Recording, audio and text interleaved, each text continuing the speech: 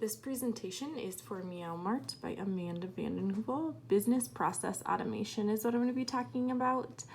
Automation cannot take place without a base of knowledge for the business model. If you need to define a document, positions, scope, and limitations of duties, when all of this is done, you can decide which task can be done with automation instead of by hand. Monitoring is the next thing in a business to avoid tasks that you keep doing repetitively or over and over again. You want staff to be productive, and so it's great to monitor what we can automate, such as tasks that are repetitive. Next is the evaluation. There are some tasks that change all the time. These tasks can be redefined scopes, and you can change some things so you can analyze it better, find ways to compare and measure these things. Last is integration. This is when the business puts automation into place and changes occur over time. This is an automated transaction. I don't know how well you can really see it, but I'll attach my PowerPoint. This is a great flow chart as it shows you exactly what happens with transactions. When you make a credit card purchase, it forwards the details, authorizes a payment. The credit card details are then protected. It verifies the credit card, verifies that they have the amount in their account and that funds are still available. And then it sends a response to the business, and then you receive your money and the transaction is finished. This is all done without even seeing it. And so this is how automated transactions make your business so much easier, because you don't have to do all of this long-handed. It's just done for you. This is a way to measure performance and benchmarks. This is called a balanced scorecard.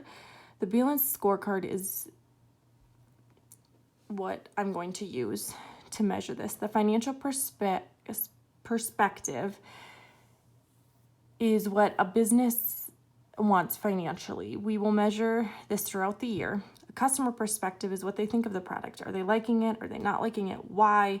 What can we do better? This needs to be taken into consideration just as much as the financial perspective is. You need to continually be updating an internal business process and make sure that everything is working, and MIS is great to put into place to make sure that internal business processes are working efficiently. And growth and learning needs to be happening all the time. You can't just stay in one place or your business is not going to go very far. Next, these are some ways to measure performance.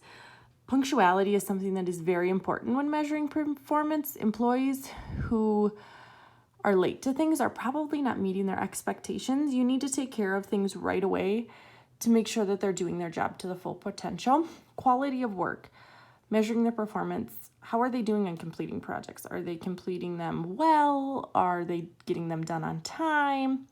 Observe their personal habits. If they're gossiping about work, if they're taking breaks, even when it's not break time, are they using computers for their own personal use, not just work? To make sure this is not happening, put a system in place or some things that the business follows that states what is acceptable and what is not, so everyone's on the same page. Check their attitude. Not only does a bad attitude make them miserable, but it makes the others around them miserable, including employees and even customers.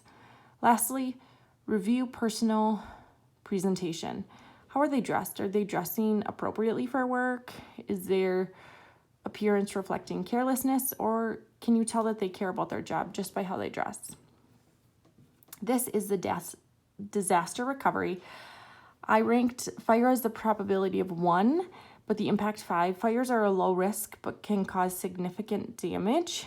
So we want to make sure that doesn't happen by ensuring that electrical and gas is working properly, fire alarms are installed and checked. Floods is another low-risk disaster, but the impacts can be very devastating. Floods have possibly caused significant damage. To make sure this doesn't happen, prepare. If the weather's going to be bad and you get a lot of rain, it's hard to prepare for a natural disaster. Next, there's a likely chance that this will happen at some point in your business, and that is power outages. It luckily doesn't impact things very badly. It's good to have a generator on hand. Usually you know when this happens because power outages happen from snowstorms, thunderstorms, and your lights turn off. Lastly is the data breach. The chance of this happening is pretty low if you have an MIS team in place. What is hard is data breaches can be very bad for your company. You also want to have people on your MIS team to constantly be watching for data breaches and have a plan in place to fix them as fast as they can. This is trigger of events.